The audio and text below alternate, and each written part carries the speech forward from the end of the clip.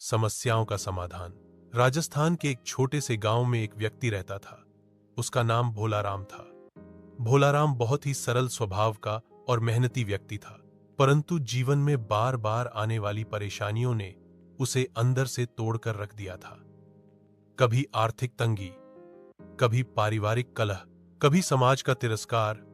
समस्याएं जैसे उसका पीछा ही नहीं छोड़ती थीं। दिन ब दिन वह और अधिक चिंतित व उदास रहने लगा। एक दिन गांव में खबर फैली कि कुछ साधु संत अपनी मंडली के साथ गांव में पधारे हैं। वे न केवल योग साधना करते हैं, बल्कि जीवन की गूढ़ बातों को भी सरल भाषा में समझाते हैं। यह सुनते ही भोलाराम के मन में आशा की एक किरण जगी। उसने सोचा कि शायद ये साधु उसकी समस्याओं का कोई समाधान बता सकें।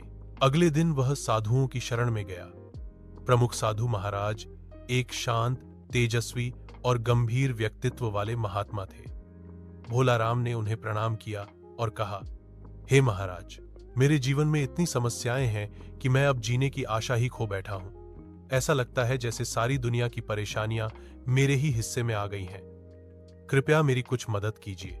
साधु महाराज थोड़ी देर तक चुप रहे, फिर बोले, भोलाराम, कल सुबह पुनः हमारे पास आना, तब मैं तुम्हारी समस्या का हल बताऊंगा।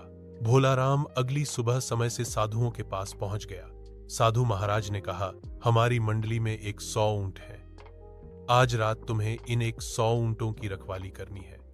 जब सभी ऊंट एक साथ बैठ जाएं, तभी तुम सोना। भोलाराम को यह काम सरल लगा। उसने सोचा, बस ऊंटों को बैठाना है, यह कौन सा बड़ा काम है। रात होते ही वह ऊंटों की रखवाली में लग गया। शुरुआत में कुछ ऊंट बैठे थे और कुछ खड़े। उसने जो ऊंट खड़े थे उन्हें बैठाने का प्रयास किया। जैसे ही वे बैठे, कुछ पहले से बैठे ऊंट खड़े हो गए। यह सिलसिला रात भर चलता रहा। वह कभी एक ऊंट को बैठाता तो कोई दूसरा खड़ा हो जाता। पूरी रात उसने एक साथ 100 के 100 ऊंटों को बैठते हुए नहीं देखा। थक हार कर बेचैनी में रात कट गई और वह सुबह साधु महाराज के पास पहुंचा। साधु ने मुस्कुराते हुए पूछा, कैसी रही रात, आराम मिला? भोलाराम ने थके स्वर में कहा, महाराज, सारी रात जागता रहा। ऊंट कभी भी एक साथ नहीं बैठे। एक को बैठाता तो दूसरा खड़ा हो जाता।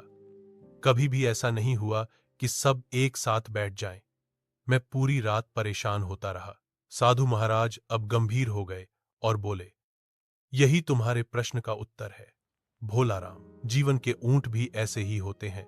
समस्याएं कभी एक साथ समाप्त नहीं होती। एक जाती है तो दूसरी आ जाती है।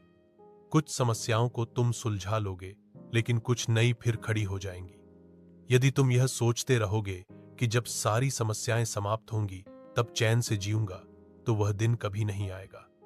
चैन और सुख वही है जहां धैर्य और समझदारी है। भोलाराम अब सब समझ चुका था।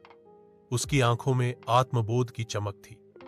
उसने साधु महाराज को प्रणाम किया और कहा, महाराज, आपने मेरी आंखें खोल दी। अब मैं जीवन की हर समस्या का सामना संयम और धैर्य से करूंगा। हम सभी के जीवन में समस्याएं आती रहती हैं। कोई भी जीवन पूर्णतः समस्या मुक्त नहीं होता। जैसे ऊंट कभी एक साथ नहीं बैठते, वैसे ही जीवन की परेशानियां कभी पूरी तरह समाप्त नहीं होती। परंतु अगर हम हर परिस्थिति में धैर्य और समझदारी बनाए रखें, तो जीवन सरल और सुंदर हो सकता है।